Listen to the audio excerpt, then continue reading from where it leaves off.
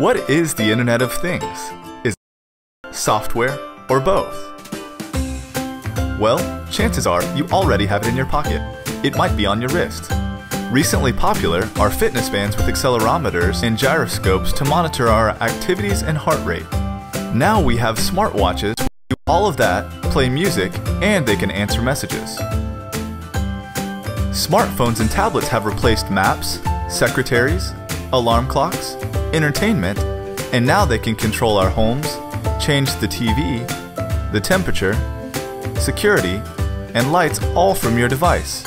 Our cars are even getting smarter with sensors to keep us safe. The Internet of Things is simply using technology to mimic the human experience and simplify life. Awesome.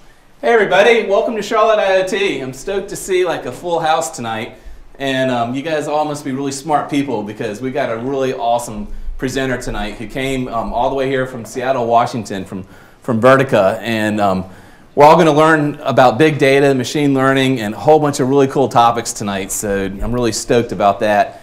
Charlotte IoT is a group that's all about learning, and we've got over 1,200 members, and we do technical presentations, and it's really good for everybody. We want novices here, we want wizards here, we want everyone here, and we all kind of feed on each other, and we do lots of hands-on workshops and things like that, and it's really good. You know, bring your kids too. We want everyone at these meetings. Everyone can learn, and it's good for like the whole community.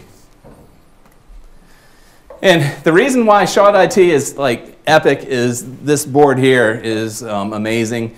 It takes like a whole bunch of people to pull off a really good user group like this. And Graham's been here since the beginning, and he's with Snap, and he's the reason why we have this awesome facility.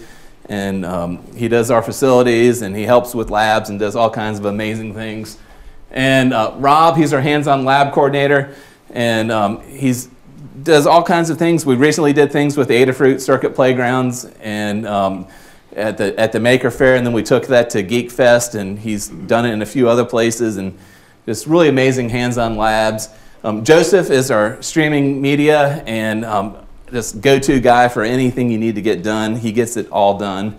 And Mike, he's our swag coordinator. And like this group has had amazing swag, and it's been because of Mike.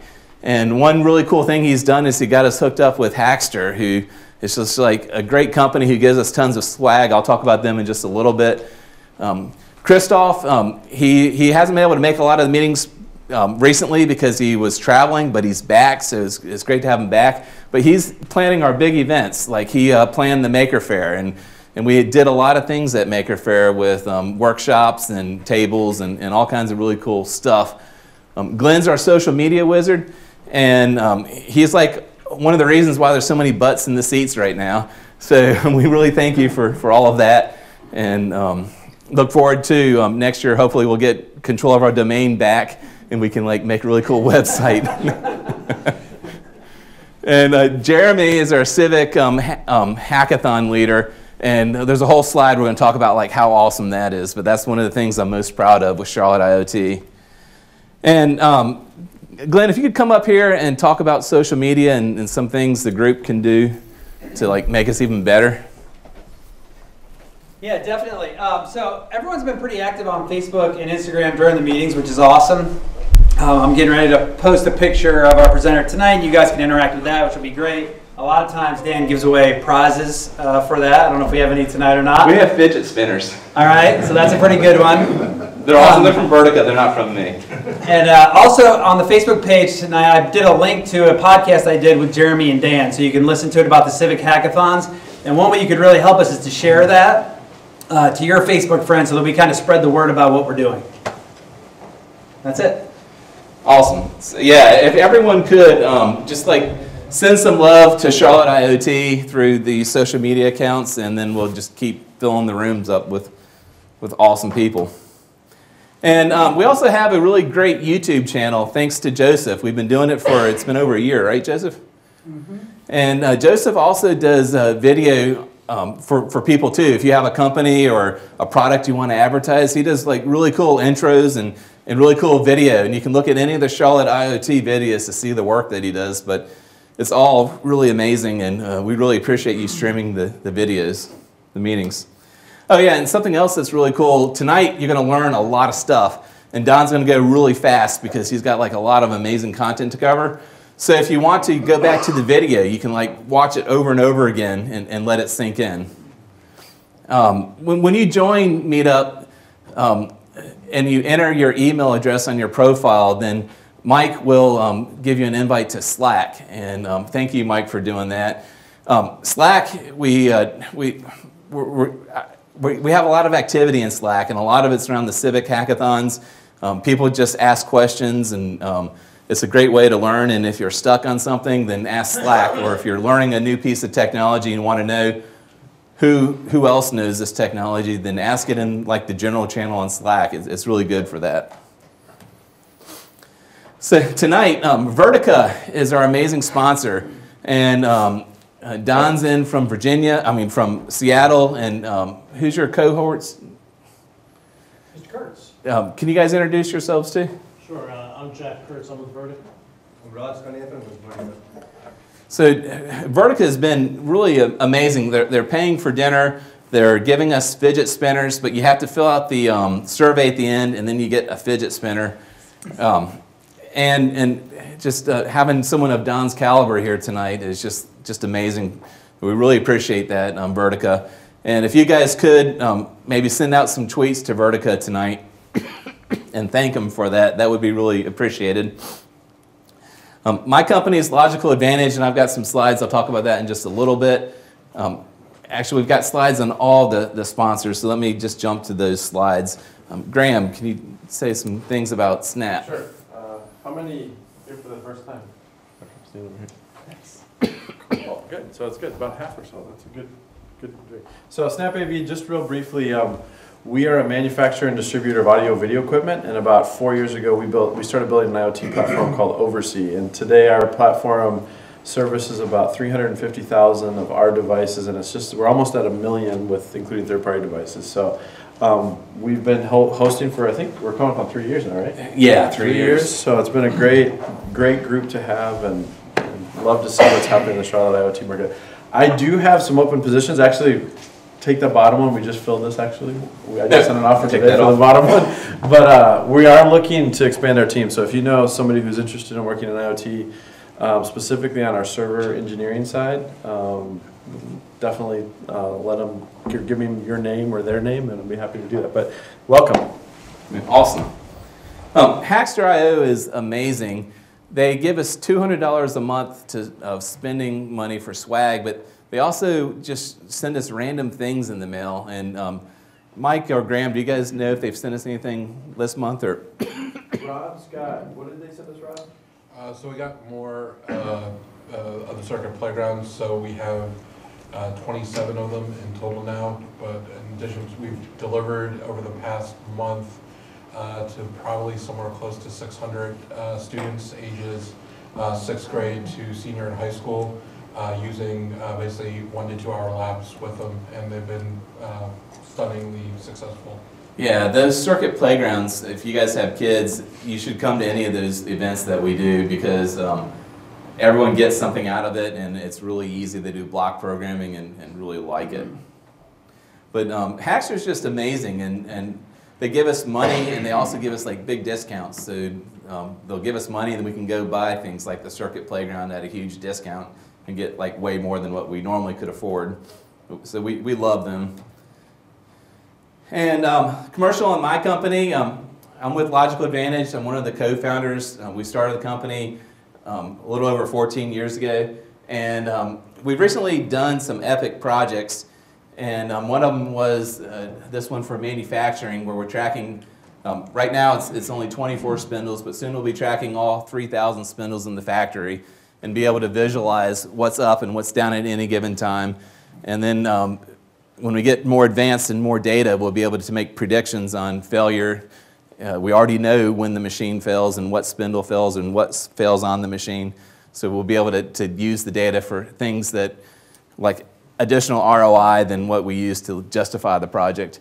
But that project was like so amazing that Particle, who we've had a lot of hands-on labs here. They did a case study, and I've got a few copies of the case study here. But so please feel free to grab it. They did a case study on the project, and our company is, you know, they're just all kinds of ROI, and really like knowing the business better is extremely valuable. And you can't do that without IoT, and you can't do that with cloud and big data and things like that. So it's like super exciting. Particle though is like awesome, not just for enterprise stuff. It's awesome for makers and doing things like I'd always do my Halloween projects and my Christmas projects every year. I make something new with Particle. And you can go to the website and enter Logical 30, that's short for Logical Advantage, but Logical 30, and they give you 30% discount on their stuff. And their stuff's awesome, and like they just had a sale over Thanksgiving where it was free shipping, so you entered the code and free shipping, and you get $13 microcontrollers already connected to their cloud with over-the-air updates. It's really great. And we've done a bunch of other, here's a smart city project, I'm not going to keep talking on them, and a bunch of other really sweet IoT projects. And we're also going to explode next year, and we're not hiring like before the end of the year, but we love talking to everyone because next year it's like we've got a way bigger pipe than we've ever had, and we're just going to explode. And so I'd love to talk to people in this group, and you know, maybe we can hire. But one of the jobs that we'll need really quickly are Angular JS folks. We've got a lot of mobile and web type apps we'll need to make. So please come talk to me about that. And Jeremy, Civic Hackathon. So I want to say thank you to Ben, who's kind of been the instigator of this little project. Ben here tonight? He is not. Ben came to us and said that he had a friend who, you know, wanted to be able to adjust his temperature as he slept. He's quadriplegic, so he, you know, basically he's got his voice and head movements to try to do that. And so we've been working diligently on getting that up and going. We worked with another local gentleman, Sean, and that was kind of an amazing thing. As engineers, we kind of get wrapped up in what we think people need. And we got Sean on the phone one day, and he said he wanted to be able to change the channels on his television. That was his #1 ask. If you think about it, for somebody who's restricted movement, can't get, you know, out of a chair, you know, those kind of things are just monumental. So, you know, we reached out and we did that for him. Dan was there. I can't tell you, that was one of the best days I've had in a very, very long time.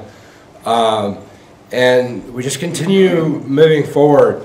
It's kind of a journey of what people need. We run into problems all the time. There's a lot of problem solving. We need people who can write. We need people who can document, people who can think and help us through things. We'll be doing our next hackathon on the 17th of February. We do it at Lending Tree, where I work. And it's a phenomenal event. You don't have to be skilled, you just have to be motivated. And we want to see, you know, as many people come out, and you know, we'll figure things out, we'll learn things, and we'll get things done, and that's an amazing thing. Just a real quick note on Lending Tree. I'm the site reliability engineer out there, and we are expanding our team. So Lending Tree has hired about 100 people in the last year. We will hire another 100 this year. No joke. Our stock has gone from $73 a share when I started to about $290, as is right now, 2 years later. Not all my fault, but I'll take some of the credit. But an amazing company to work for. If you are interested, we are looking for entry level all the way up into senior and rock star positions. I am looking for a couple of SREs, junior level, people who are willing to, people who can problem solve. I don't care whether you graduated college. I don't care whether you know, I care that you can get things done, think on your feet, and can understand server to user all the way through, and think about all of those as data moves and all those concepts. So We'll do a lot of teaching if you get the job, so don't be afraid. But I wanted to put that out there. If anyone's interested, just come find me. You know, I'm on the hiring team, so I can push your resume through if I think you're going to be great for it. So, anyways, turn it back over to Dan. Awesome. We also do like impromptu hackathons. Like this Sunday, a few of us got together at the Makerspace.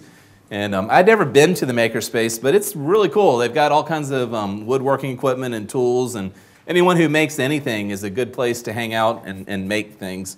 But you could come to one of those impromptu hackathons and check out the Makerspace and at the same time.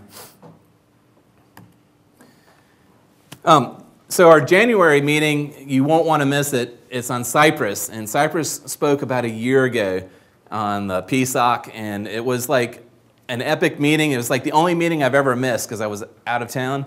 And like people like Mike, I see a huge smile on his face because I heard nothing but like awesome stuff about how great they were. So I approached them and said, hey, since I missed the meeting last time, can you do like another epic one for us that I can actually attend? And they're going to bring a team of people and do a workshop, and they're all about Bluetooth and Wi-Fi and really cool things. So it'll be a really good meeting. So please come to that. And then February, we're going to take a road trip, and we're going to go to Inventus. And Inventus is a company in town, and there are a whole bunch of really innovative people who help others like create products and bring them to market. And they do all kinds of these design, prototype, manufacture type stuff. So that's going to be like an epic meeting and a road trip, so you won't want to miss our February meeting. And then finally, there's a hackathon this weekend, and they're looking for some IoT SMEs. It's an Azure hackathon, and they asked me, but I'm out of town, and I didn't know if it would be awesome if some people from this group could help them out and go to the hackathon and make it better for them and give them ideas and things like that.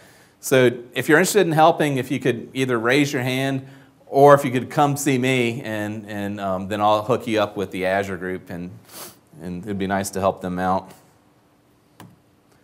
And then our main event, Don, he's the Chief Enterprise Architect, and he and I had a great conversation on the phone, and he's like, well, what do you want to talk about? And I just kept on listing things, and he's like, okay. So he can talk about anything. And so I'm really excited to hear about big data and machine learning, and he may even talk about R tonight. So we'll see what's on his deck, but I'm really happy to have you here, and thank you for making the trip and bringing your goodness to our group. Awesome. What is the Internet of Things? Is it hardware, software, or both? Well, chances are you already have it in your pocket. It might be on your wrist. Recently popular are fitness bands with accelerometers and gyroscopes to monitor our activities and heart rate. Now we have smartwatches which do all of that, play music, and they can answer messages. Smartphones and tablets have replaced maps, secretaries, alarm clocks, entertainment, and now they can control our homes, change the TV, the temperature, security, and lights all from your device. Our cars are even getting smarter with sensors to keep us safe. The Internet of Things is simply using technology to mimic the human experience and simplify life. Good evening, Charlotte, and thank you. Thanks, Dan. It's great to be here, and I'm also appreciative of all the great beards in the crowd, because I think you're going to push Seattle and Portland out, so that's always good to see too. So tonight we're here to talk about a sort of a potpourri, if you will, of stuff, and I hope that you can see the linearity that I hope to tell here. So it's a long story that I don't often get to hear, so I was pretty excited when Dan sort of gave me the whole list of things that he was interested in hearing about. So we'll see in 60 minutes if I can pull this together. So the idea is to take you from the global events and drivers that define what a business does or wants to do, down through the org chart of capabilities, down through services and applications, down to data, the structures that hold data, and bring relevancy to business strategy, and ultimately to IoT, that's providing the ability to sense business ecosystems and our environments around us. So our title, Delivering Near Real-Time Value to Global Markets with a New IoT Mindset. And when I say the new IoT mindset, that's because we're breaking loose of proprietary standards. Open standards are coming to bear. As I look around the room, there's a lot of millennials in the group, and you folks are the digitalists that didn't have to grow up with the burden of 8-track tapes, CB radios, and shifting gears. And having raised 7 children, they grew up on Linux, and I made them appreciate open source as they grew up. But this notion that we have to stick with sort of the industry proprietary standards is now come to bear, and we'll talk a little bit about that tonight. So my job at Micro Focus, formerly HPE, and within Vertica, is to look at enterprise architecture for our clients. And I'll talk a little bit about what an enterprise architecture is in a moment. So I've never had a creative thought in my life, so let's just get that started. All of us take from everyone else. I like these meetups. I get to go to them around the world. And I got to meet everyone from a young woman who's in 10th grade, 11th grade in high school, who's acoustically modeled the sounds inside of a beehive to understand its health and be able to help beehive farmers throughout the Warsaw and Greater Poland area, to folks like yourselves. This is a global community that's coming together with things like Facebook and Slack and other mechanisms to help share this stuff. So what you're doing is part of a global conference of people, and I'm happy to be part of that. So that said, this is where we are. The industrial age is over, the information age is on, and now we're at the digital age. And look at that, the amplitude of that arc off to the far right, and the rise of data. And now we've got to make sense of all that in a near real-time way, because no one's going to wait and sift down through that. I think that probably 1/3 of you have never had to suffer through the Encyclopedia Britannica or the World Book. We used to have to suffer through large volumes of stuff. Now we can go to a search engine and get value very quickly. So this digital mesh is what we're involved in now, this beginning. And it's about building a cooperative, portable, interoperable ontology of taxonomically organized and reusable, valuable data. We'll cover what ontology and taxonomy is in a second, but taxonomy is the verticals and ontology is the guts are down at the bottom of the vertical, if you will. So there's a lot of data coming, so just to give you an idea, 4,000 gigabytes per day as soon as you get your smart car out there, your autonomous car. So the data is coming from everywhere and all kinds of things, and we have to get it valued. Just in the time that I've been speaking, around 3,500 Instagram photos have been uploaded. Look at the volume that we're going to see. And you've seen this picture before, but to give you an idea, something in the order by 2020, 1.6 zettabytes of data. The number of IoT instances, somewhere between 25 and 75 billion, is just phenomenal, and you're a part of that fabric. And the goal is to figure out how to get value of it fast, now. So to begin with, what's the Internet of Things? So I made this up for a standards board that I work with. I'm one of the people that helps to volunteer at the Open Group. I've been doing that for almost 19 years now. You can find that at opengroup.org. And we're the people that help to do things like Unix and TOGAF and some others that we'll talk about soon.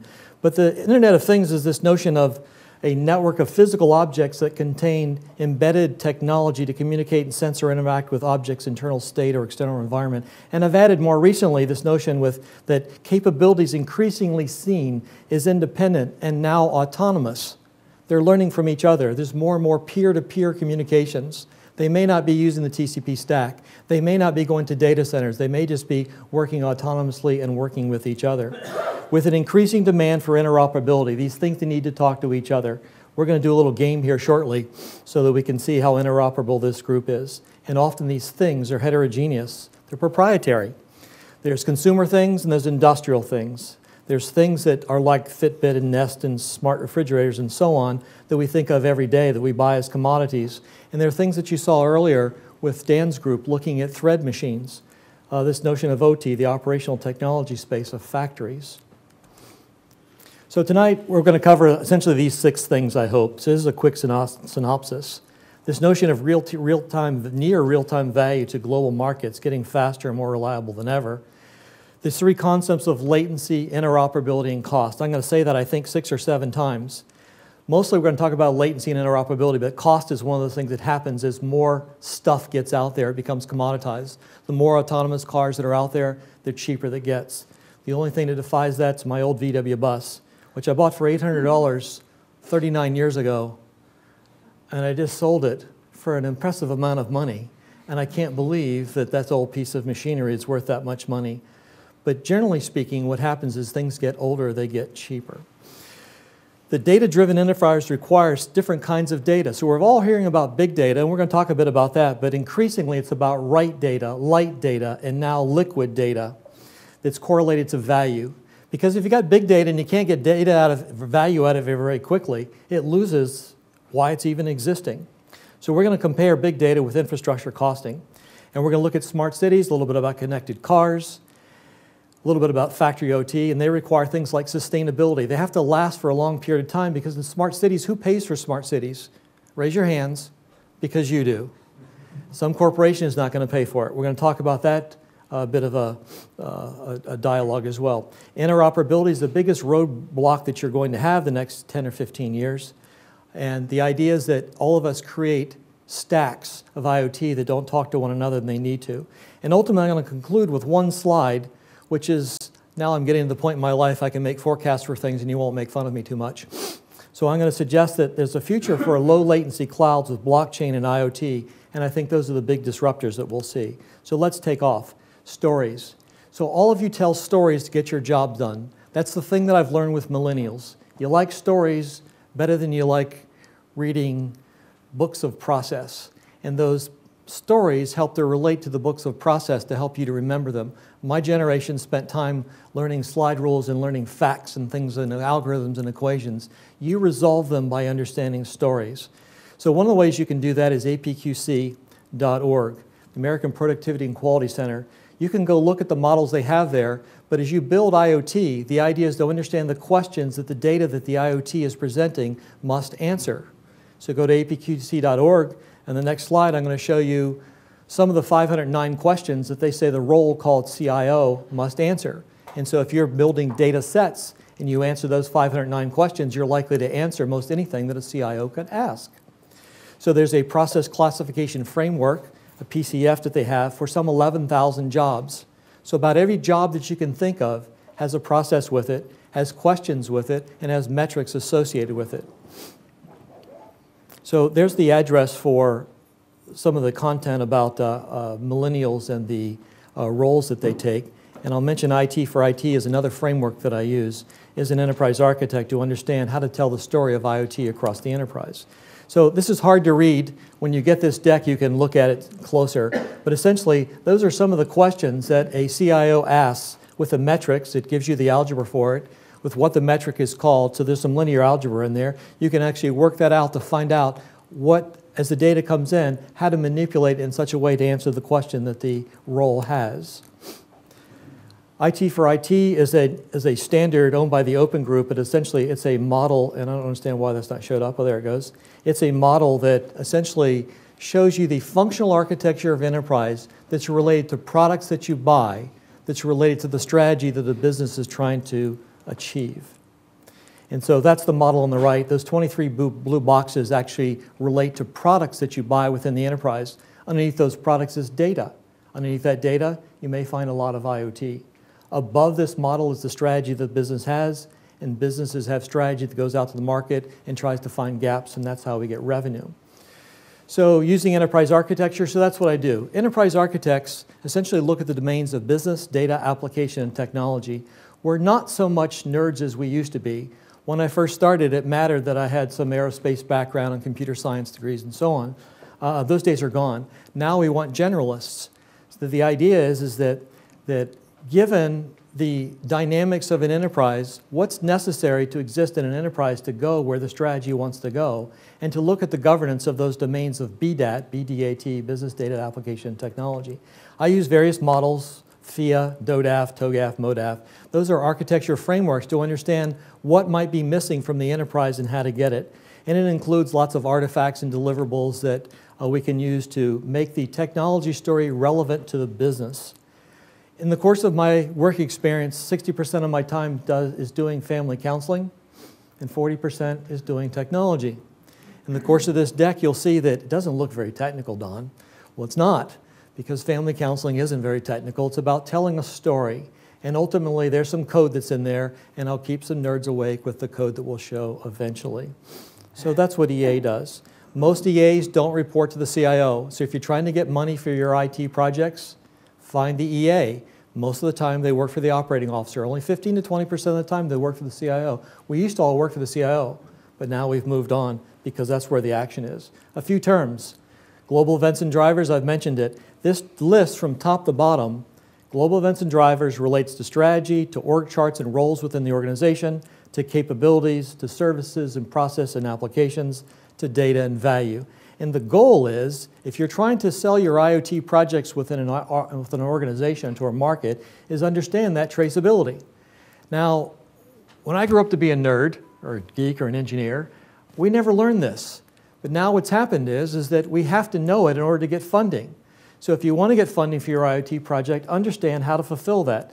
So if you're building an IoT instance that does weather, for instance, you need to understand the data that's going to create, the other objects that exist within the stack to build some interoperability, the size of the data that's going to be transited across the enterprise, what the cost of that transit is, what the latency of it is, how to relate that to some service, how to relate that to a role, and ultimately, does it tie to business strategy? Because if it doesn't tie to business strategy, how much money are you going to get? None. So let's look at IoT and the many standards problem, because it is a problem. If you look at that picture, you all can probably agree with it. You've got all these cool devices talking to clouds, and those clouds talk to each other? No. If you have a PED worth of data in Amazon and you want to move it to Google or to Azure, is that an easy thing to do? If it's easy, I'm going to come hang out with you.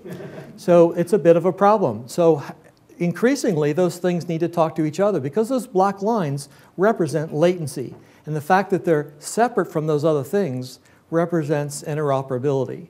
Data is collected in silos, they don't talk to each other, and M2M, machine-to-machine communication is limited to the local area network. We have to use TCP in this model. And that's not a great story. Who thinks TCP is cool but fat?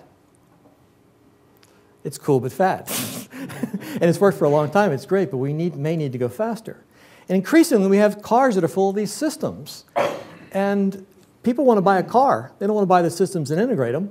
And everyone in this room would like to create a different one of those systems, I think, and sell it to some car company. But do you want to talk to each other to integrate those systems? No, because that's a lot of work. So we've got to figure out some way to do that, and that's where standards come in. So a couple of the open group standards, again, opengroup.org. OMI and ODF, that's the Open Message Interface and the Open Data Format. Those are two, and another one that's not up there, I'll show in a minute, is the Open Data Element Format, or Open Data Element Framework. That's three of them.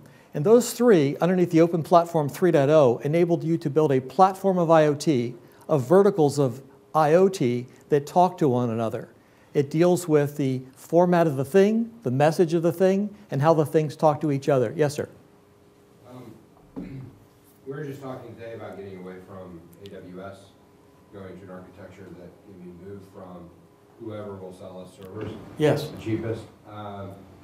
Is this a model that can be applied for things outside of IoT, or is this generic? Like, can we talk about moving gigabytes of data and stuff? Yes, that's a good question. So I'm going to show you in a couple of slides how the United Nations is using one of these models in order to deal with bill of lading for ships. If I'm loading a ship in Peru, and I decide that the product on there can't be unloaded in Amsterdam, how to use an interoperability model to do that. So it could be applied to anything. In fact, in explaining it to most people, that's how best to do that. At the end of this deck, which is quite large, and I need to move faster, I've included a little class on ODEF, so you can look at that, and if you have questions about it, just give me a call. But it's got some samples that are in there. So ultimately, what we want to have is just two-way time. What we have is two-way time-limited information between trusted products. And ultimately, we want to trust all that stuff. And the idea today is it's hard to do. There's not interoperability, and the vendors are not incentivized to have that interoperability. So those red lines can be fixed with OMI and ODF. And ultimately, Open Platform, which I will show you shortly, is a standard that I've worked on for the last 5 or 6 years. And that platform enables you to have a service catalog talk to it, and essentially the platform can work within one or many enterprise and can cooperate or interoperate with other enterprises so that as you do M&A, there's a method to go through that. So imagine you can take your IoT that's bought in one business tied to a platform, move it to another, and it stays integrous. Closed loop lifecycle management, often called CL sub 2PM. The idea is that increasingly those things need to talk to one another. So how can we do that? What's the model necessary to do that? So we're working on those standards now. And again, you can log in and all those products are free and you can use those. And I'll suggest that those work products that we do at the Open Group are your business requirements and some of your technical requirements for products that you create to align with those standards. So this is typical IoT today, cloud to REST API to MQTT to some machine device. How many folks think that REST is a standard? Anybody? Oh, come on, don't do that to me, Skipper. It's somewhat because all of us in the group may have agreed on an implementation, but it's not a standard. So this is a standard chart that I started some years ago and I've given up keeping because there's too many standards in it. And I believe at last count there were some 130 IoT standards that are out there. And the problem is everyone has their own standard. That's not a great story. Someone told me the other day it takes 19 plugs to drive an electric car from Istanbul to Edinburgh. It's about $600 worth of just the plugs to plug your electric car in. And if you've done any travel overseas, and tomorrow I'll be in Oslo, I have to carry 6 to 8 plugs just to deal with the US and Europe. And that seems kind of silly, doesn't it? There should be one standard. We've all agreed on TCP. We've kind of agreed on what webness does, but we need to do that same thing for things. REST isn't a standard. We said that before. The idea is that we need some mechanism for doing that. So what you're seeing today is we're starting to come down the stack. We're building smart gateways to try to deal with some of the named ontologies that exist within an infrastructure. And that's not a very effective way of sort of doing things. We have to come up with standards for things that can talk to one another. So today we have different interfaces for all the machines and devices across the network, proprietary APIs and payloads. I often will get into an IoT situation where I have no idea, once we turn it all along, how much bandwidth is going to happen. And it's going to happen to all of us if it hasn't happened to you already. And there needs to be standard ways of dealing with that. So the notion of true IoT has just not been fulfilled today. And we've got huge amounts of data. This is big data, and you may not need that big data. How many people here have basements? What's in your basement, sir? Nothing. Exactly. So you either have nothing or a bunch of stuff, and you've got a bunch of stuff your spouse or significant other is going on about you cleaning it up. And that's often what big data is. So we have to bring relevancy to that big data. If you're in the hardware manufacturing business, it's a great story. But if you're trying to move data very quickly, we want to put the right data in our data stores and move it through there quickly and decide by business demand what we want to keep. So let's look at some hard words here. So we're going to look at taxonomy and ontology to start with. So I've got the definition so you can get to it. And there's probably a couple of you that had 10th graders at some time in your life. You remember when you'll remember when we remembered what King Philip that came over for good soup was. Anyone remember that one? For understanding phylum, chordata, all that stuff. Good for you. So the idea is that you'll see a little model there to the right of how humans are organized and animals and insects are organized in a taxonomy. This starts from the very general, those with backbones, down to those that may have gobs of glue. But there's a taxonomy for understanding how life exists, from the very broad to the very general. And data does the same thing. Metadata, of course, is data about the data. And we often think of metadata as information about an asset, about its CI. And so there's a taxonomy there that exists across an infrastructure. So the goal is to understand how much metadata you need to talk about a thing. You have a lot or a little.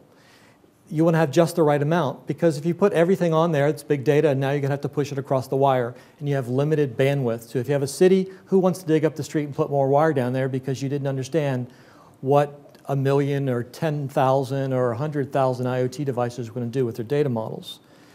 So we see them as a proprietary today. I've got Spotify, iTunes, Google, and I can't move the devices from one to the other, can I? And it's it's lost. So taxonomies are the verticals. Ontologies are the things at the bottom of those verticals. And in a second, we're going to go on to the Industrial Internet Consortium, and you'll see what those ontologies look like and how you can use them in your own work. So ontologies. So there's some definitions that you can look at on the web, but essentially the ontologies are the DNA that's the bottom of the taxonomy. So if you're a human and you go down the stack, or an insect, or spiders, you go down that stack of taxonomy, ultimately you get at the bottom, and there's your ontology that has your DNA. And the whole human genome project was prefaced on this notion of understanding the verticals, the taxonomy, and then linking it to individual DNAs. Some of the words that we use in the ontology business, and we say ontology in the world of IoT, that's the data model. And so data models should be talking to data models. In the semantic web, it was envisioned that would happen by now. The folks that made the WC3 thought that by 1999 and 2000 we'd be using it. But the web today looks like a library. You go and you look for things and search for things. And ultimately, Wiki is a semantic web, but ultimately all of the web should look like that. So there's standards for that WC3 keeps, and that's one way to understand the data models associated with your things. And after the semantic model, you have the syntactic model, and that's where the machines are tied into some of those vocabularies, so it's machine-human interface that builds the web. So ontology is the DNA that lives at the bottom of taxonomies. The Industrial Internet Consortium, you can find that at iiconsortium.org. There's a model there to look at, a framework, and you'll see the link at the top, and you'll see what it's based on in the body of this argument. But essentially, it's a general model for understanding these verticals. It's about 14 columns wide, and you'll see aerospace, entertainment, oil and gas, and some of this makes common sense. And what they've done is they've provided test cases in each of those verticals to help you understand how your taxonomy works within that vertical and how other people's things, IoT devices, do that as well. And so today they're very general at what they prescribe, but anyone can use those test cases. So the link is there to have a look at. So we're going to play a little game here. And essentially, I'm going to give each of you a device. And some of you will recognize that really cool Arduino controller there. And so I'm going to give each of those devices, and you'll see I'm pretty cheap because that kit there is probably worth about $20 or $30. And I'm going to give each of you 10,000 bucks. And what I'd like you to do is take these kits home. On Hacker, we'll do a Hacker Day with IoT Charlotte. And to come back with a weather station that gives me your location, that gives me the temperature and relative humidity, and sends it to me. So you're going to go off and do that. I'm going to give you the 10,000 bucks because I'm a nice guy. So next weekend, you'll bring me back those devices. So I have one question for the audience. How many data models did I get back? How many APIs did I get back? There's about 70 of you in the room. About 70. Ooh, how many did I want? One. Do you see that problem? Give me back that money. So the problem is that none of you really want to share that. So today, we want to keep that private because that's how we make money. Because right now on IoT, on the hardware, we're making 30% margin. So no one really wants to change it. But we need to change it for all the previous reasons I've described. Because you have clients, and I just was the gentleman that took me through Snap AV, we walked through, and he said he had some 3,000 SKUs. I said, how many data models? He said, one. Well, that's brilliant. We have a client that's the back end of Cisco that has 1,000 different products that are all smart and call home. Each one of them has a different ontology. So they opened up the valve this past May and sent it on to Cisco. And Cisco says, what is that? Well, that's 1,000 different models and all the data dumped into a pipe, and you open a socket and you can have it. Well, we'll spend the next year figuring out what that is. And we chuckled because it'd be longer than that. So they said, well, what if we just join all that stuff together? What happens when you just join all those 1,000 different products together? You get nonsense. Everyone gets this, right? It's nonsensical because English is overloaded. You have 50 ways of describing velocity, 50 ways of giving me temperature, 50 ways of describing location or address. It needs standards. And that's the big problem that we're going to be faced with. It's the one that all of us, each and every one of us in this room is going to be faced with the next decade, and we've got to fix it now. And this involves getting to standards. That's the problem with interoperability. Question? Yes, sir. So you made an analogy to language there, and human beings have no problem evolving their language, and humans on the planet have evolved from different language to different language. Yes, sir. That's true. And it's adapted. And Yes. so has computer models. Yes. And you're saying you're painting that as a problem, Mhm. but you haven't really showed that it Sure. is a problem. The problem is when humans are involved in it, it works. I was spent some time in India this summer, and I'm going to mess this up for a global audience probably, but I think there's something like 300,000 gods call Vishnu. Does someone tell me that that's even close to being true? That's a very kind of story about the 5,000 names of God. Yes, and the interesting thing about that is that no one confuses this story because everyone knows who's Vishnu they're talking about. And I've talked to many Indian people, they laugh at me, well, what's the problem with that? this is why we're good at math or something, I don't know. But I mean, that's a beautiful story because humans can get that. But when we're building machines and we want machines to talk to one another, the idea is that we have to be able to figure out how to teach the machines to do that, which will happen in time. That's part of the Google model, is dealing with the semantic that way. I'm suggesting that we can save on horsepower and electricity by building standards that talk to one another so that we don't have to go through that exercise. Because it takes someone some years in order to understand or appreciate how to deal with the interoperability that you just described, sir. Yes, sir. I love the idea of interoperability. I work at a location where we deal a lot with transmitting information back and forth to different vendors. Yes, sir. And so obviously we've got our standards, right? But every once in a while there's somebody who wants to do something differently. Mm-hmm. And depending on how much money they're willing to spend with us over the next year, we may roll out a specialized interface or specialized whatever for that. Mm-hmm. From a business standpoint, I mean, from a technical standpoint, I love the idea of a standardized interface. Mm-hmm. From a business standpoint, though, oftentimes it's just not an option. Mm-hmm. And how, I mean, is that something that we're always just going to struggle with? Or is that something that you see us trying to get the business to bring them back into that? Sure. We can continue to struggle with, but we recognize that, let's just pick on smart cities, that struggle is a cost because you're worth dollars every day. And the idea is that when you struggle for it, that it has to be paid for, we need to pass that cost on to someone. So the notion is that how can I get the cost down? And if I have to express it as larger bandwidth to create more APIs, more interface, then that bandwidth has to be paid for by someone. If you just pick on a smart camera, for instance, most of those cameras create something in the order of 5 to 80 gig a day of data. Well, if I want that high resolution because I want the plethora of capability that high-end camera will do, then I pay for it in bandwidth, which someone will pay for. These days, it's globally somewhere between $5 and $35 a month per gigabyte. So you're paying for that lack of interoperability, often by transmitting more than you need to send rather than less. Yes, sir. Well, but I mean, in terms of bandwidth, you're talking about that being a cost. There's been lots of standards that evolved early in time, the telecom standards, the ISO standards, PKI standards, that use something called ASM1. Yes. And they did bit packing to compress the data down that they had to in order to send complex things like cryptography and IANA type references and devices and stuff over a small amount of data. Sure. But that cost a lot of money to both implement that standard and then disseminate the programmability of that. Yes. Nobody would use that today. No, they wouldn't. And but one, it's not commoditized; it'd be specialized.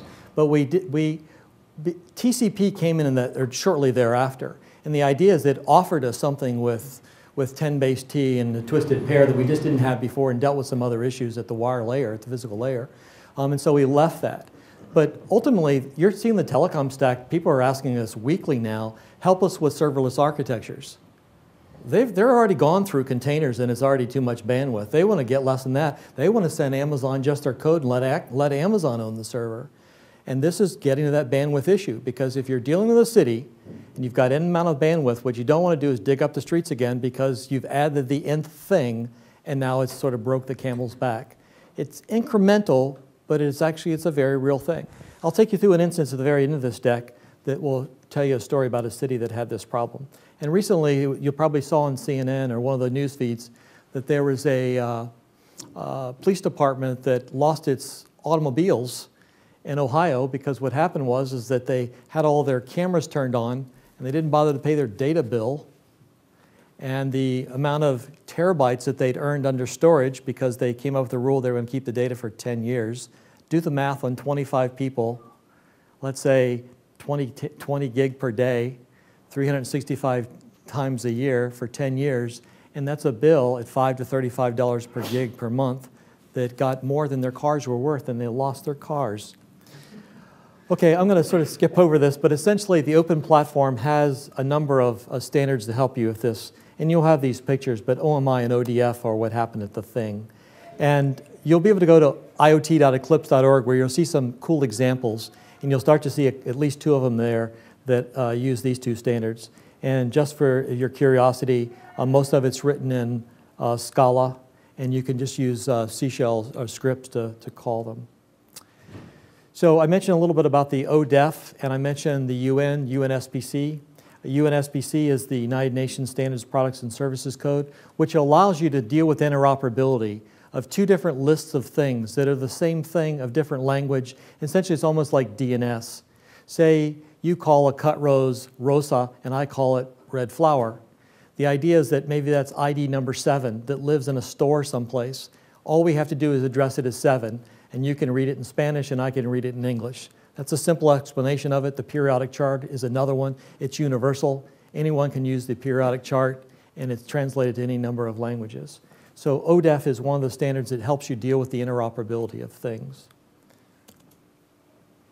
So this notion of taxonomy and ontology, let's see how great it's doing according to the to Gardner and the hype cycle. So you'll see where it is. It's at the bottom of the trough of disillusionment. And frankly, none of us in this room, including me, have found any vendors that have demonstrated any sort of special expertise at dealing with the metrology and building applications and tools around that sort of work. You'll find lots of open source tools, but there's essentially been no distinguishment about dealing with that space. So it's expected to sit there for 5 to 7 years before it crawls out of that. That tells me that there's probably is not as much interest as I think there should be in this interoperability. Maybe your point's dead on. Maybe it will happen that we'll just tear up the streets and build more bandwidth. Or in the case of 5G, we'll just irradiate all of us and put 200 microvolts per cubic meter and cook our brains out. We'll feel like we're in microwaves if we keep this up. Well, we're going to do 5G for sure, and it's going to have the bandwidth of a wired fiber, so it's coming. It's coming. So a short story on smart cities. So hopefully this will, it's got some color in these slides and it'll wake you up a little bit. So a few terms about smart cities. They've been around for about 100 years in my estimate, and I've been messing around with this concept of smart cities for about a decade. There's been some technical and social novelty associated with smart cities. So when London burned in 1666, he built an organized smart city in a radius, and Sir Christopher Wren, as you probably know, designed our Capitol building. And so made London, cleaned it up, and it's hard to find a building in London that wasn't built before 1666. Another cool one is Octagon City. It was a smart city that was envisioned in the United States in 1856. It was for vegetarians only. Every shape in it, every house, street, garden, and farm was the shape of an octagon. And there's bits of it left in Iowa.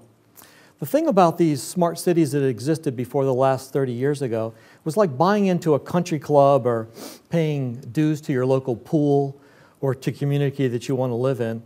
And it was paid for by you. And everyone else doesn't get to pay for it. You pay for it, and you get things like you want it. So that said, this is the shape of the normal company we work for. Things are happening in the world, and we get a CEO. Maybe it's publicly held. The CEO gets money. We all do what the CEO does in terms of the capabilities that have been defined for the strategy and then the things that we do. And so all of us workers down at the bottom of this triangle and the CEO's at the top, everyone sees that model. Now we flip it upside down. This is the smart city model where all the citizens are defining what things they need in order to make the city inhabitable or interesting to them because they pay for all the resources in the city by their taxes or by their payments. So if you live in a condo or a shared apartment complex, the idea is that a bunch of you will get together and decide what happens. If you don't, maybe you'll decide not to pay the rent, or maybe you'll move out. But we've already seen some failed cities that we'll talk about what happens there. The notion is that CapEx is OpEx and OpEx is CapEx. When you're dealing with smart cities, CapEx is the things that you do to keep the lights on. That's not the case when you're dealing with the companies that you work for. CapEx is the things that you use, capital expenses, what you do to buy these desks, buy things you depreciate, build this building. It's the exact opposite for the smart city. So if you think about getting into that space and how you're going to finance it, it's something to consider. So the smarter city is driven by data. I claim that what a smart city is one that uses data and has a life cycle around it so that all the value of the city is returned to the citizen who sees it. There is transparency of all the data. So if I pay for a new park, I see the cost of the park, and I see all the costs associated with it and so on. If I have internet that's free to the city, I see the cost of it, I see the bandwidth I get, and I know where the bad spaces are and how much time it takes me to get on and so on. So having transparency in the life cycle of data to generate value to the individual citizen is what a smart city does. Recently, the last 3 years, I'm seeing smart cities connect. I'm seeing that happen in Andhra Pradesh, in southern India. I'm seeing it happen in Belgium. In fact, in 2 weeks' time, I'm working with the city of Brussels to meet the people in Antwerp, where there are multiple smart city projects, and they've never shared the learning of the ontologies and taxonomies for things that they've had. So all that data, they've not shared it with one another. What happens if we share that data? Can we learn about it? Well, we've all learned about correlation isn't causation, is it? If you don't go and look, you don't often know. Now, I used the story that just because it rains and you sold umbrellas, does that mean because there's a relationship between rain and umbrellas? No, I don't think that there is. But you have to go out and find that out. So these smart cities are starting to come together. Super cities will start to happen. You'll see the east coast of Africa, those cities starting from Somalia and down the coast will start to connect. You'll see Boston through Washington, Baltimore, down to Atlanta, those cities starting to connect. And we'll see small cities in the Midwest that start to do it as well. Yes, sir? People in Belgium speak 4, 6, 8 languages, but you're basically quoting French and Flemish when you... I'm surprised that they haven't connected. You know, I know there's a nationality difference between... Yes. What's interesting is that the language that we're speaking today, whether you and I like it or not, English, has become pretty international, pretty global. And I go everywhere. I spend time in Russia and South America and clients all over the place. And I still feel pretty bad that I don't speak anything other than English and some poor Spanish. But English has become universal. And I think that if you're less than 35, the end of the MTV generation became a polyglot generation. I think in this room, 1/3 of you speak at least 3 languages. How many people speak 3 languages or more in this room? 1/3 of you. Are you talking about natural languages or programming languages? and then, okay, anyone over 55 that's programming at least 25 languages, raise your hand. That doesn't speak well for us. We're trying to sell standards, not the silliness of the software revolution that we helped to start. So data's an asset. It's sellable, tradable, reusable, maintainable, and it can grow longer or wider. And the next section we're going to look at is there's general purpose databases that are not especially long nor especially wide. And we all know who those brands are. Some of them are downloadable, MySQL, some of them you pay exorbitant amounts of money. And then there's wide stores that are great for certain applications, and there's narrow stores. It turns out that narrow stores are ideally fit for the things we do with IoT, especially when we're talking about configuration items of assets, and then the properties and the metrics that they create. If you create an IO instance of a thing, you probably have 4 or 5 fields that sort of describe its existence, from its ID, its location, its owner, its brand, and so on. And then you have 3 to 5 things that it probably says, probably does. So it doesn't have to be especially wide. But if you have all the IoT in an enterprise, it's nothing to have 1 billion or even 1 trillion rows. And to be able to have minimum latency for that is a column store. So a column store, wide store, general purpose database. So let's look at a couple of other things about smart cities. So I'm on the board of a thing called a Biotope. It's Brussels, Lyon, and Helsinki. And we're trying to deal with the disparity of IoT between those cities by using standards. And you'll see in this list here, there's Smart Cities Mission, which is India doing much the same thing. There's the Open City Platform that's happening in Oregon, where they're looking at geography as a mechanism for supporting various ontologies of things. There's San Jose with their Intel platform. And you'll increasingly see that vendors jump on the IoT bandwagon. And what happens when you build a smart city and it's led by technology as opposed to what the citizens want? Can someone tell me? Yes, sir? People leave. They do. They, in fact, leave, or it's like an IT project. Has anyone seen at least 50 IT projects fail in their career? We all have seen that. And so citizens will leave if we don't get it right. So essentially, bottom-up growth seems to be meaningful. Small cities seem to be doing much the right things. We'll talk a little bit about that. And if you go to smartcitycouncils.org and go into the resources tab, there's a couple of really cool planning guides, resource planning guides to help you with, if you're an IoT person and you're going in to talk about your IoT thing in a city, that'll help you with a checklist to sell to a public group what your IoT can do. Yes, sir? Does it take a pre-built infrastructure to accomplish this? No. The idea is that you'll see some smart cities, especially in Northern Europe, and even Bill Gates in 40 to 50 miles west of Phoenix, that they're trying to just do it from scratch. And then you'll see places like Auckland or Seattle or San Francisco that attempt to build with existing infrastructure. And there are some techniques for that to do it well. Because if you're going to take on a city, as an enterprise architect, one of the things I've done is tried to boil the ocean. Does anyone know that concept? It's a very bad one. I hope you don't know it, and I've done it a lot, which is try to fix everything in one fell swoop. It doesn't work. What you need to do is if you come across an accident and someone's laying there, try to find out what's keeping them alive and what's keeping them from dying, and figure out the minimum you can do and then work from there. If you just try to figure out how to make them comfortable, they've probably died. And often what happens when we go in these smart cities, we try to do everything. So the deal is to find out what the citizens want and to deal with that small list of things. And you may find it's dealing with homeless first. That's what I found on the West Coast. Dealing with the homeless management information systems, the HMISs. You fix that and lots of people are happy because lots of people are now no longer in the streets, and it deals with some branding of the city. And then you go after some healthcare stuff.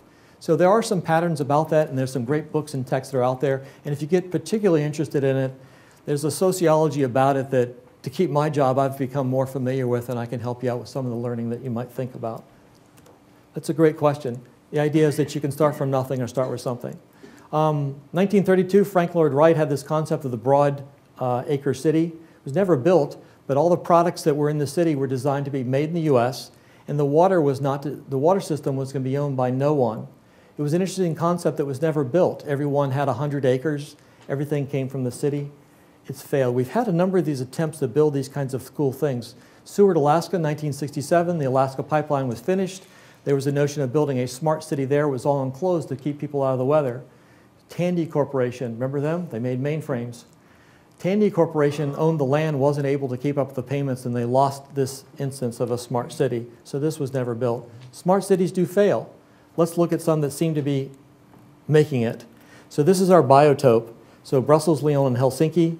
We went, polled the public, and found areas. So each one of these little areas on this chart, and you can find this at biotope-h2020.eu, is a use case that people in the city have signed off for. They believe in it, they want to support it. We're going after solving it and dealing with interoperability. So when school children are getting out of school, the crosswalks work appropriate for them. The traffic cameras work appropriate for them, yet those were different projects. So the correlation of use cases came together in this story. You'll also note that, at least in Helsinki, there are some smart buses, autonomous buses, and I've worked on a couple aspects of that, and the ODEF is useful there for dealing with the interoperability of systems that make buses autonomous. So smart grid. It's interesting that the electricity that's powering this room was made how long ago? Does anyone want to guess? 120 years? 5 to 7, well, good one, that's actually true, but 5 to 7 seconds ago, this electricity was generated. It's not a very efficient model because in this model, the power company doesn't know what's there. They have to make extra and then run the variance to ground. The idea is that we can connect people's homes back to the grid, back to panels, back to coal generation state, and we can be more efficient. Up until a few months ago, a gentleman that had a smart home in Helsinki used to let me operate it in the talk. So I would show you how I could change temperature in his house, how many people were in the bedrooms, that are sleeping or not, because he had CO2 devices in there to see how much carbon dioxide was in the air and so on. But someone played with my laptop in a conference that we had and turned on all their lights and flicked everything on and off because I wasn't paying attention. And so he's taking me off that. But the notion is to be able to have your home that smart is fascinating. What they've learned to minimize colds, influenza, in Helsinki is to have a slight positive pressure of 1.5 bars in each smart house because it puts a solid pressure in the house compared to the outside. And what we've learned is it makes people healthier. We only learned that because of having all the metrology associated with a smart home. So the Open Group has as its motto, or one of its mission statements, is enabling boundaryless information flow. That actually came from a former CEO of GE who came up with that concept. But that's the kind of the notion that we live by, is how can we have frictionless flow from thing to thing rather than having to deal with all of our infrastructure and piping it around. Again, the red lines deal with our OMI and ODF, An open platform is the mechanism for having a singular platform that service catalogs can talk to and things can be underneath it in their verticals. And I'll show you a nice picture coming up. Some failed in new smart city initiative. So Songdo in Republic of Korea and South Korea. 2015 it got started. Bit of a problem there. Someone answered this one already. Cisco led that, and there's some of the stories about it that you can see from the link. But essentially what happened is that the cost overrun of the IT drove the average worker out who was doing things like working in retail. They couldn't afford the cost of the facility. So the technology drove them out. So the goal is to figure out what the city members, citizens want, rather than having the technology company drive in. I got to spend some time with the CEO of CB Richard Ellis last month. And he told me about his great plans for building these smart cities that they had all the technology vendors signed up for. And I said, well, who are these citizens? Well, we're going to recruit them. We're going to want to move here. Do you think the average Joe is going to want to, sorry for that notion of the average Joe, is the average person going to want to work there who's making just over minimum wage? And what about, in terms of future state, modeling that when you recognize that 2 billion people on the planet don't yet have a savings account? That today, 13% of the world lives on less than $2 a day. The sharing model is not looking increasingly great for building smart cities and people moving in if it's not based on the demand of the citizens rather than demand of technology.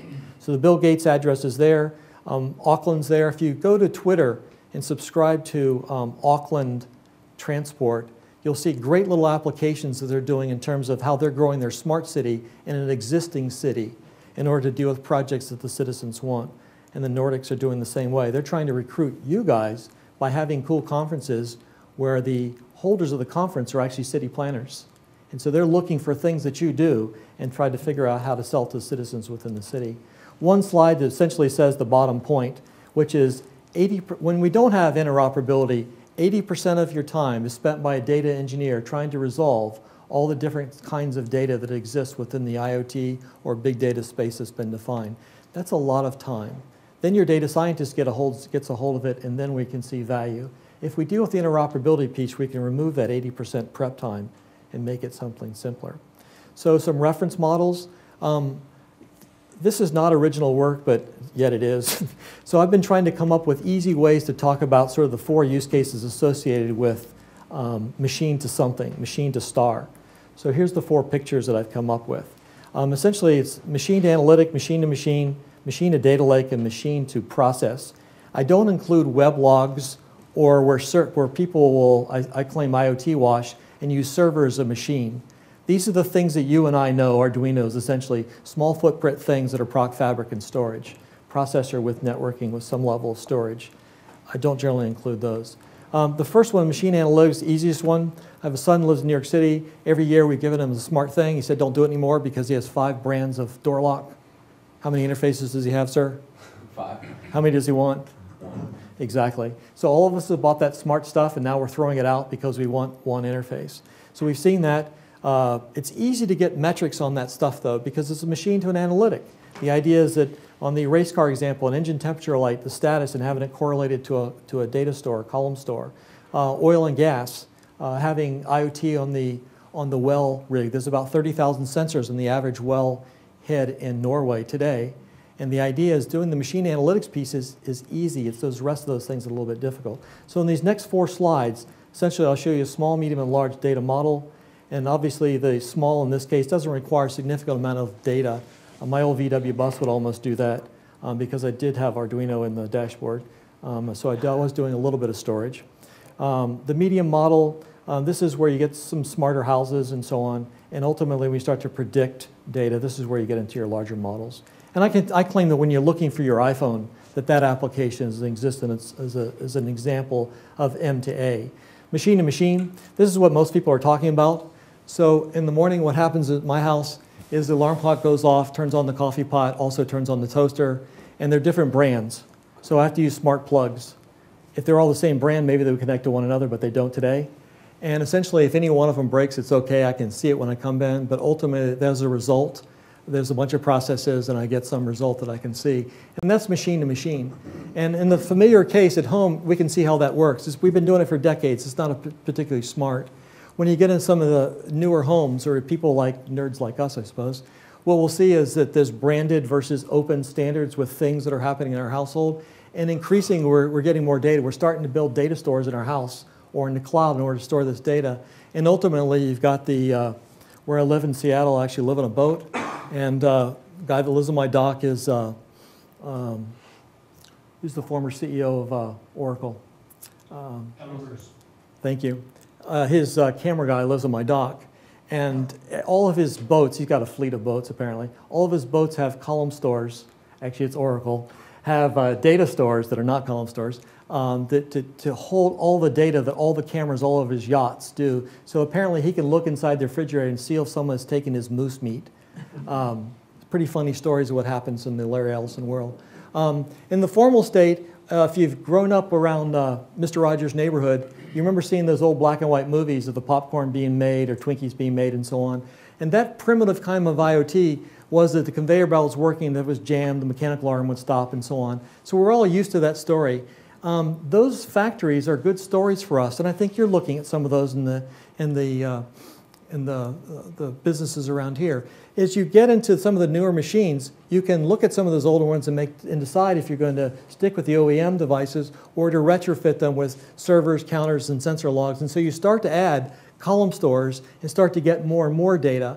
It's a risky case because there's people that hold those jobs and it appears expensive to them. But increasingly, every day that we live, it's getting cheaper and cheaper. And finally, digital OT, these smart factories. I go into some of these car factories where there's very few humans that work there. The Tesla plant has about 500 people who work in it. Normally that would have around 3,500 people.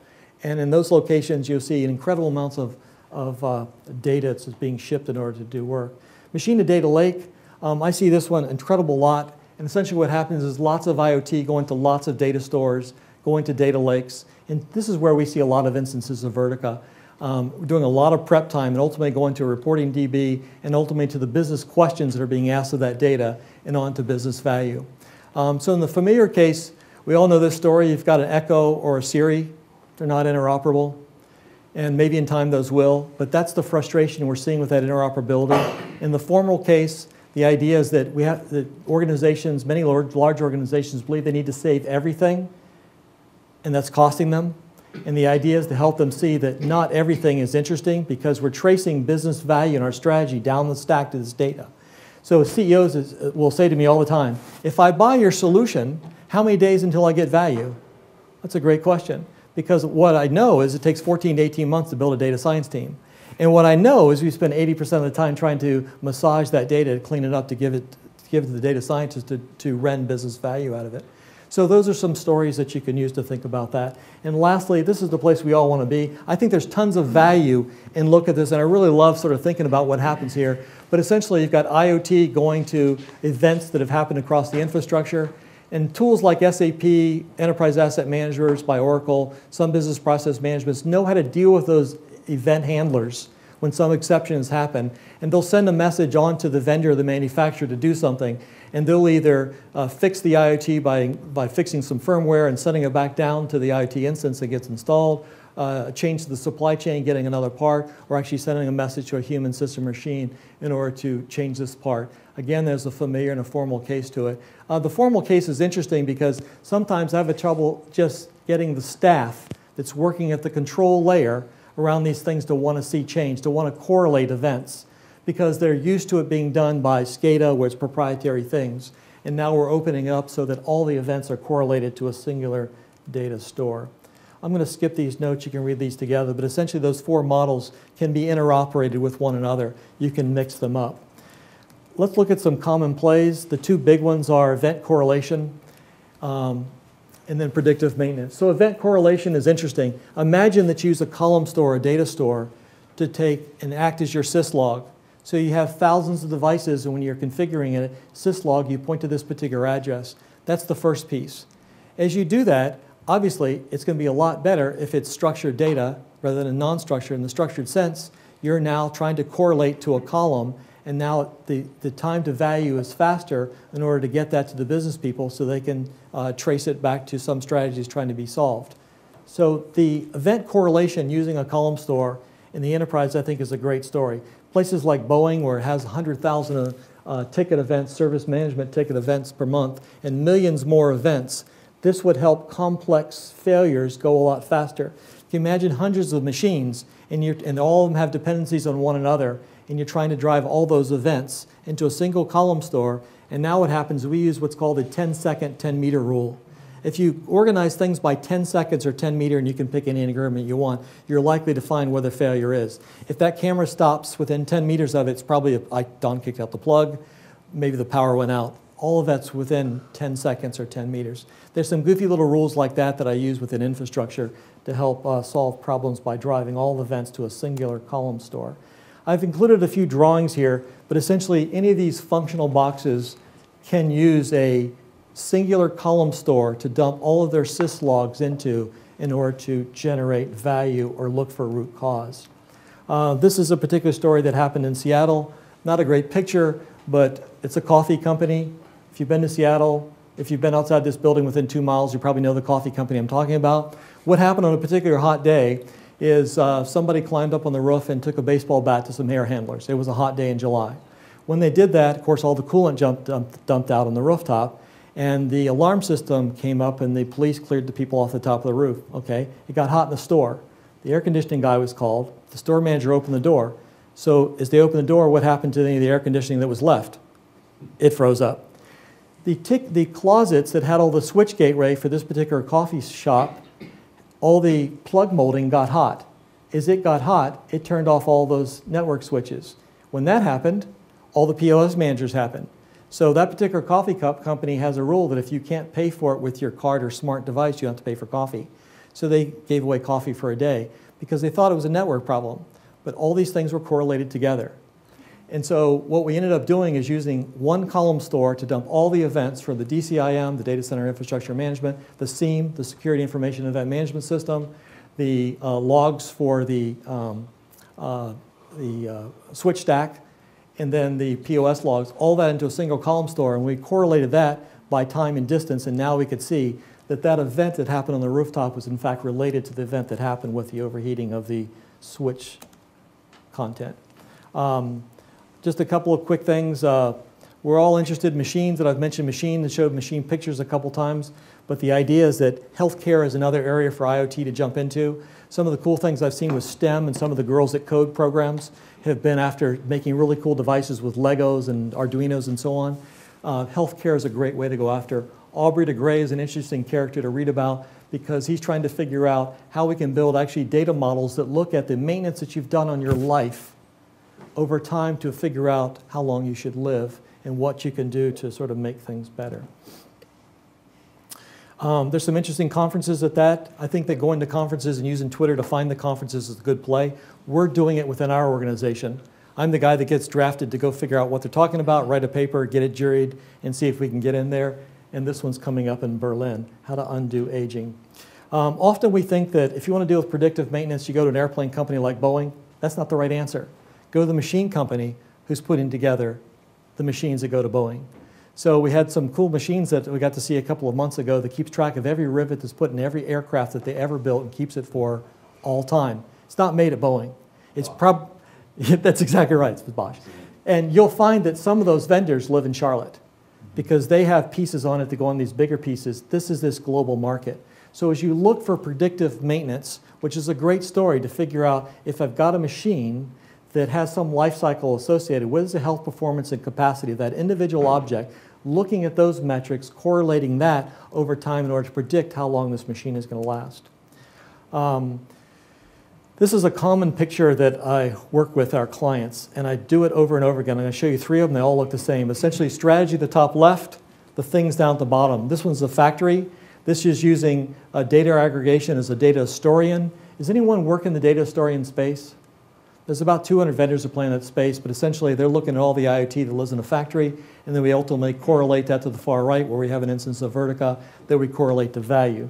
I'll show some that are more appropriate. This is a Russian cell phone company that wanted to be able to control the antennas on the cell phone in azimuth and elevation so they could find out you're using AT&T phone and move that antenna to point to you and your phone in order to draft that traffic and take it away from someone else. So in order to do that, they had this massive fabric of IoT, And ultimately, it was so much data that was burdening the network, so we used 2 instances of Vertica, one that's using a data aggregator to create write data, also called liquid data or light data, and then ship the data that's appropriate back over to the enterprise, where there's another instance of our column store, and then we turn it over to value. So essentially, using the column store as a mechanism for managing the bandwidth. And this is a great story if you don't have great interoperability. Same picture, and you'll see a machine learning model there, both unsupervised and supervised, and that model's become classic in that space. If you're interested in these models, I keep hundreds of them, send me a note, tell me the number that's on the slide or describe it, and I'll give you the visuals of these, because I think these pictures are really reusable. This notion of having curated data to write data and fit-for-use data as you build your enterprise IoT. So a couple of terms here. I think I've covered most of these, but essentially latency, how long it takes for things to react, interoperability, we beat up. I'm going to cover interoperability just for a second, because I got myself into a little trouble with our sales team with a car manufacturer in Michigan someplace. What happened was that they were showing these cool autonomous cars, and these cars were sort of going around holes that were in the pavement. And I said, well, I drive an old VW bus. Does that help me? Can I get them a smartphone? No, you don't get that data. That's proprietary data. I says, you mean that data's not open? No, that data's not open. That's our data. And I was thinking about the Good Samaritan rule and things like that. Should data be open? This is a movement that's happening today to make data transparent for all of us. This is another reason for having data interoperability, is being able to have transparent data so that everyone can have access to data for the safety of humans. Now, interestingly enough, and I think I've covered those other words, when we get to Auckland Transport in a second, or the city of Auckland, they're actually believing that, so if we go back to when our Constitution was created, we said that we have life, liberty, and the pursuit of happiness. Well, the happiness was in the 3rd copy. The first 2 copies, when Jefferson was writing that, was about life, liberty, and the ownership of property. And that was removed in terms of happiness. Well, some other nations are thinking about it like this. If I'm in Auckland and if I'm in New Zealand, I'm a citizen, shouldn't I have the right of safe passage from my threshold when I leave in the morning, go out to whatever I do, my job, and come back again? And they're using safe cities, smart cities in a way to build up that guarantee that I should be safe in that transit. Interesting concept, some of the things that we're starting to see with data. An interesting metric from this past September with Gartner, they claimed about 0.5% of the data that's in data lakes is actually traceable to business value. A scary thing, and all of us are responsible for it. So what we want to do is to help define what data that goes in there. And in this particular audit, because it is IoT, in some fields I would talk to, big data is critical for looking at disease control and things like that. But in the IoT space, I think we want to rationalize that data. Thank you. So I'm going to, go ahead. Is that because you have statistically normal data and nobody cares about the first 2 deviations, so you're only looking at 3rd deviation out, which on each end? Or is it because we're saying too much data, or is it, you know? Well, you're right in all of that, because what will happen is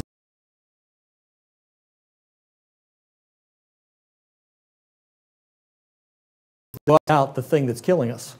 And it may be in the first 10,000, it's not interesting. So if you ever look at those Gartner reports, if it doesn't say 1,000 on there, I typically don't even read it because it's not enough large population. So the calculation is big N versus little n. Little n is typically a small population. I look for big N's. And so there are applications where it's absolutely least cost routing is one of them. But some of the stuff we're doing in IoT, we can be statistically viable with a smaller set of data. So I'm going to jump to this picture right quick, and essentially this is summarizing what I described earlier with little Verticas doing aggregation and then sending on the summarized data back to our big data repository that's correlating lots of instances of data. So I may have many streams that I'm correlating at V sub B compared to V sub A, where I've got a bunch of IoT here. Does that make sense? Go ahead, sir. Are you reducing at those leftmost, or are you storing, and the ability to query comes back down for metadata collected at the higher level? Or? Sure. The idea is that I don't need to keep all the data. So at the control plane, operators will think that they need to keep all the data. So ultimately, they'll come up with the business questions that need to be asked of the equipment they have and only collect the data that they need. If you read the stories about Rolls-Royce engines, for instance, they generate something like 800 gig every hour. But they don't need all that data, nor do they process all that data. So the goal is to find out what business questions we can ask of it, provide that to our data scientists, so that they can look for some interesting new trends that we never thought we had questions for, and get value with that. But that kind of serendipitous discovery is rare. It happens, and we can plan it happening, but it doesn't happen enough to sustain our IoT feed, need, and desire to sell more of it so we can monetize it to get the cost down. Does that make sense? So the idea in that picture that I showed is that to preserve bandwidth, if I don't send all the big data across my thin network, I don't burden it. Good understanding, but are you actually doing pre-aggregation there? I'm cutting it down. Storing it in a distributed model so that the query can come back down? No, we're not. We're not going to keep it. DevNull is our best friend in this regard. Well, Whoever thought DevNull would be your friend? So the two big stories here, and I mostly have covered it. I'll look at it in more depth here, but I'm going to kind of skip through this. Predictive maintenance and enterprise event correlation. And essentially what Vertica is a column store that's purpose-built just for this kind of work. It's not a general purpose RDMS. It has R built into it. How many people have worked with R? Good for you. I forced my children out of Excel, because I've never bought a Microsoft product in my life, and to use R. And the 3 that are engineers like me, and the 2 that are lawyers don't. So R is built into this product, which enables you to minimize latency there simply because you don't have the overhead of sending it to another product. It's SQL. It has an ANSI, essentially the advanced version of ANSI 93 that we all grew up with. So that's a great story in terms of that. Finally, 3 quick cases. Vertica has built-in integrated machine learning. The thing that I use 90% of the time with it is probably going to be regression. This is the idea of forecasting with confidence intervals, what's going to happen today, tomorrow, and the next day based on the previous week's worth of data. That's just the common thing that you'll see. And the idea is how long should a thing happen, when's it going to happen next, trending. The next one is being able to get data in there quickly. We use open source products. So Apache Kafka is one of them.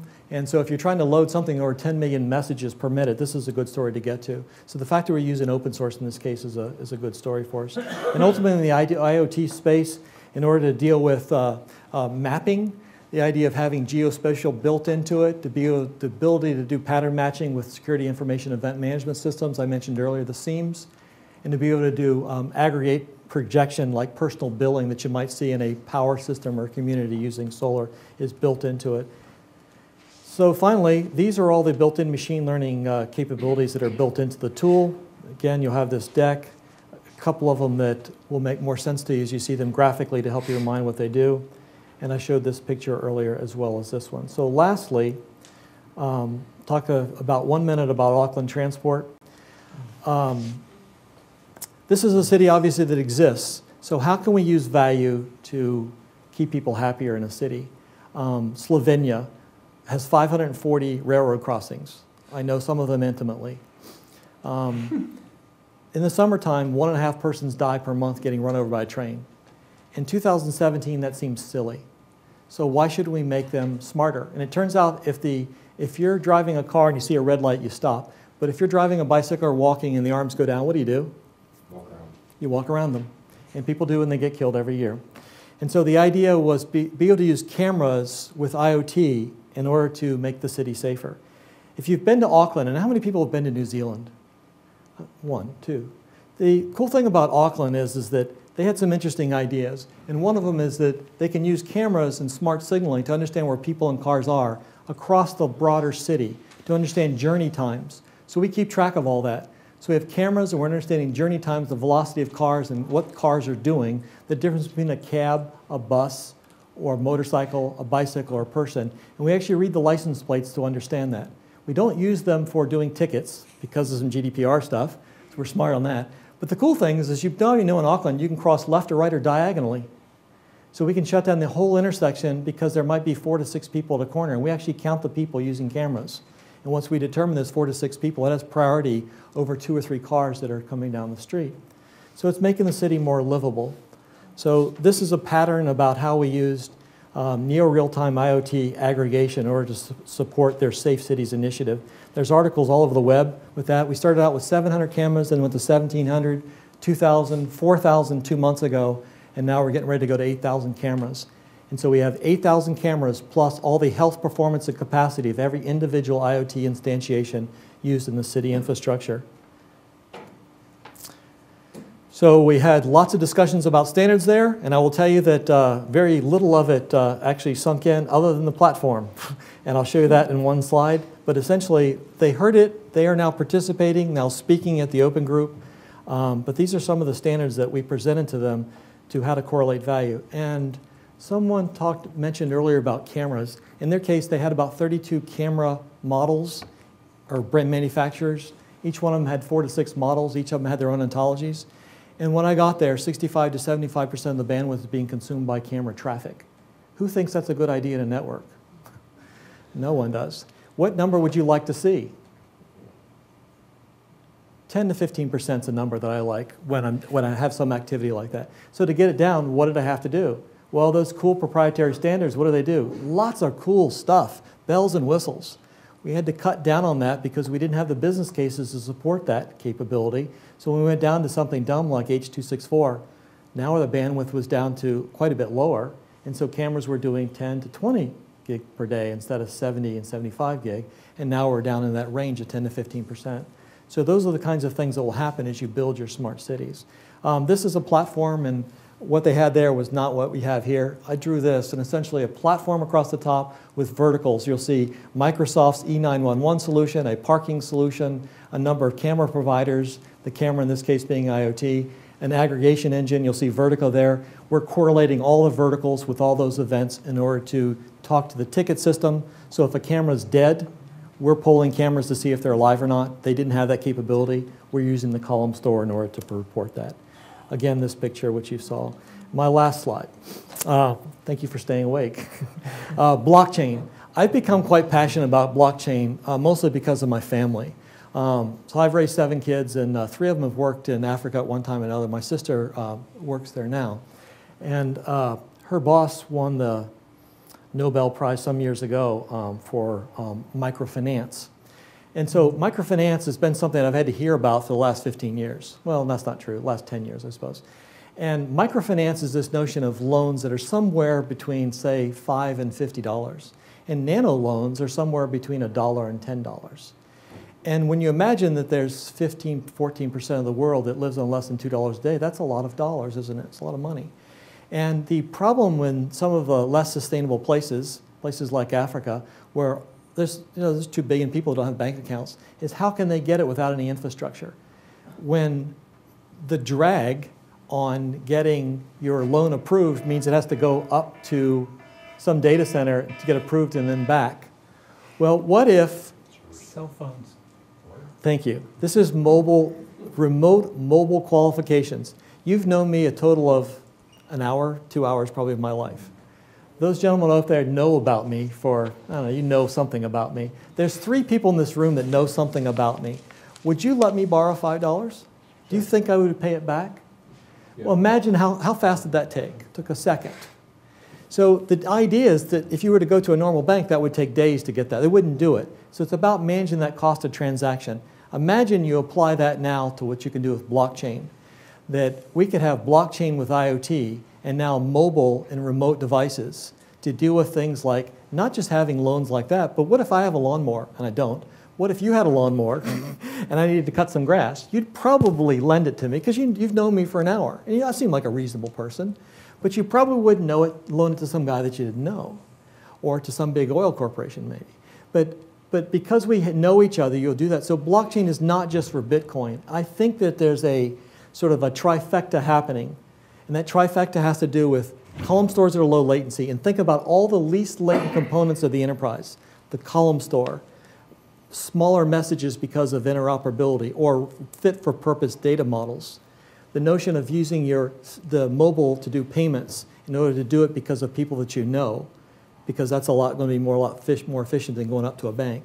And putting those together with light clouds that have open standards. If you put all that together, I think that there's the next generation of applications will be designed that include you with some of the topics that we just mentioned. Yes, sir?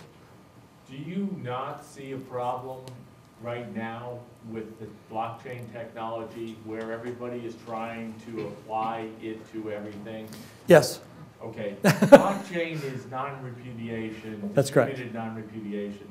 And it's a really narrow focus to things that you need for a ledger, for example, Yes. for accounting. Yes. It is not a data store. No. It is not a, No. it's not lots of things that people are That's trying right. to apply blockchain to. And what's interesting is that this general way, lots of ideas will be thrown down the funnel, and a few of them will come out, and that's where we are now.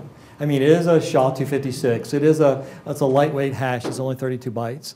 I mean, it's a lot of things, and we can decide what the metadata is. One of my earlier comments was deciding that the big companies have already decided in Facebook and Amazon and Google what the metadata is about a thing, about an object. And the idea is that in the blockchain, ultimately, we'll decide what we put in there. Will I put my whole life in there from the time I put my footprint on a piece of ink and was stamped in 1957 in Niceville, Florida, my whole life after that, all my degrees or whatever, or maybe the fact that I have a lawnmower and you don't, and you know where I live. I mean, I came over here on Uber, and as I was coming over here, I was thinking about what could I say smart here, because I've been sold, as you have, that that's part of the sharing economy. Is it really? I think it's a different kind of economy. The sharing economy would be this: I knew you had a car and I needed a ride, and he and I had some ledger that we were able to have an application that I knew it was available and I could use it and I return it to you. That's a sharing economy. So it's a difference. So you're spot on that we haven't decided what it is.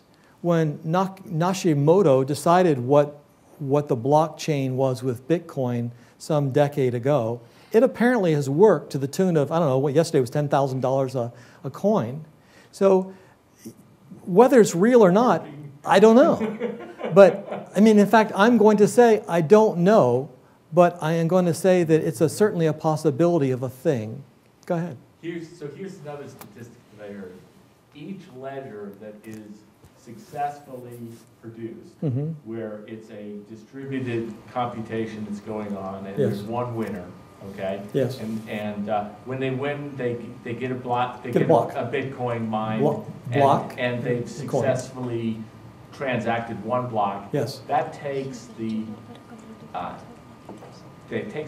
energy requirements of an average household for a year to compute. It's about 3 trillion cycles to solve one. It's the average household energy. So, you know, basically, these transactions in the internet that are going on with a little win scenario, Yes.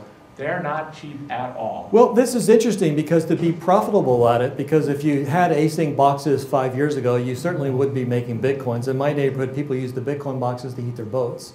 And they're satisfied today with $35 a month is what they make. But they're losing money on them, and you would be losing money for what we pay for power there. So people move to other places. They go to places where power is run to ground, because there's Nordic countries that have so much electricity they do. And they're certainly not using not GPU boxes. So it's fit for design, fit for purpose boxes that are used for this. So it's not just generalized computing that's doing that. So we've got a lot to go, but I think you and I would recognize that you and I, apparently, I think you were smarter than I am, but we didn't recognize what would happen with Mozilla in 1990, did we? We didn't realize that search was going to start e-commerce and turn the world upside down. And I think that recognizing what I didn't know then, I was working on Gopher at the time. Does anyone remember that? Yeah. So I was a Gopher. I compiled Gopher at National Science Foundation for the VAX. So I think that what we've learned is that this thing is probably important, but we don't know, we can't quantify it with a lot of dimensions. I just know that the average miner today has something on a Bitcoin, I think it's like 700 gigs. I've heard numbers between 300 and 1.2 terabytes for the size of the blockchain.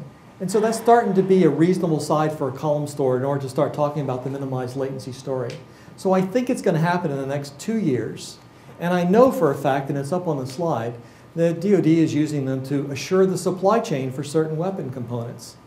That is to say that there's a hash that exists between all of us in the room that have made IoT and this particular machine that's here to assure that what I got in the package is what I think I got. So having those kinds of models are things that are likely we'll start at, but ultimately this trade story and the resourcing of a more effective capital model, I think are things that will happen in our future. So that said, that was 10 minutes over, wasn't it? Or 12 minutes over. That was a lot of materials, and I hope I've covered some of what you asked for. But thanks for your time, and thanks for the great questions. I mean, normally I don't get great interruptions. Your interruptions are always good, so I want to come back when I have better answers for you. So thanks very much for your time. It's a great evening. Thank you. Thank you very much, Don. We really appreciate you, talking to us. You bet. Pleasure. Dedicating your time. I look forward to talking to you after the meeting, too. Vertica gave us these really cool fidget spinners, but to earn them, you have to do the survey. So if you guys could do the survey and... You want to sign us off? Yeah, you can sign up. So, thank you. That's the end. See you next time. What is the Internet of Things?